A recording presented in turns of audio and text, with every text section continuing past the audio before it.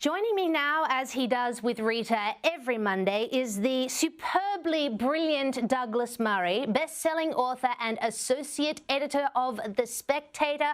Douglas, so lovely to have you here this evening. How are you? Very good to be with you. What a pleasure for me. Excellent. This will be fun.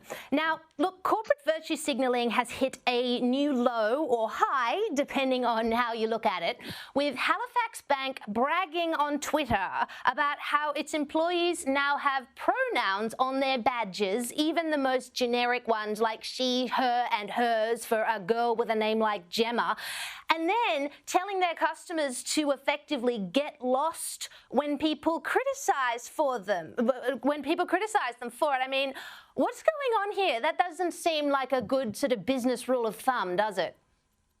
No, you would have thought not, wouldn't you? It's a very strange but rather typical story, I'm afraid. This is the sort of thing that happens all the time in this era.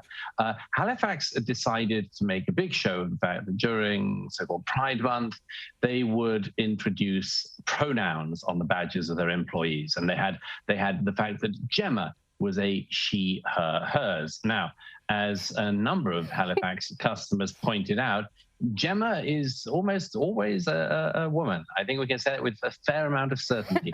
We don't need to know that Gemma isn't a bloke, for instance. And so, of course, there's many customers of the bank said this is just obvious corporate woke virtue signaling. But it was the response to that was so extraordinary, because the official Halifax customer services response said, well, if you don't like the fact that we're a diverse and inclusive company and much more, then you can take your business elsewhere. And that really is quite something, isn't it? To say, as a business, it's not the customer's always right. No, we are always right. And if the customer doesn't agree with us, they can bog off. And here's the real story. Halifax, as a bank, is a high street bank, and it's meant to be in high streets. So that's always the definition of a high street bank.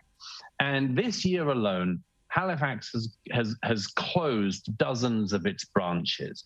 In other words, the likelihood of anyone meeting a Gemma is rapidly diminishing, simply because you can't meet a he, him, theirs, they, anyone, because you can't get a branch of Halifax very easily.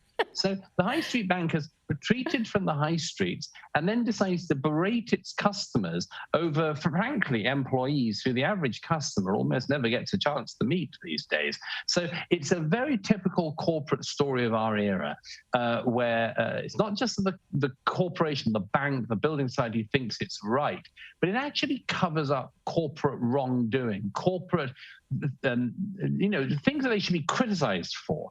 And it covers them over by this kind of woke camouflage.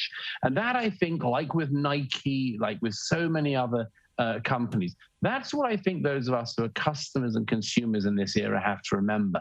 It's not just the corporations are lecturing us. They lecture us in order to cover over other things they're doing, which are, frankly, much more important.